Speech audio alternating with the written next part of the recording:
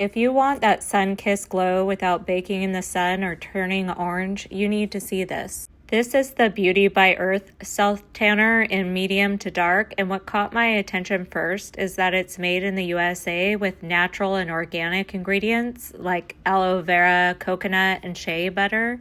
Here's a look at my before I applied it to my clean exfoliated skin. The lotion itself feels really smooth and moisturizing, not sticky or greasy, and it has a much nicer scent than a lot of the other self tanners that I've tried.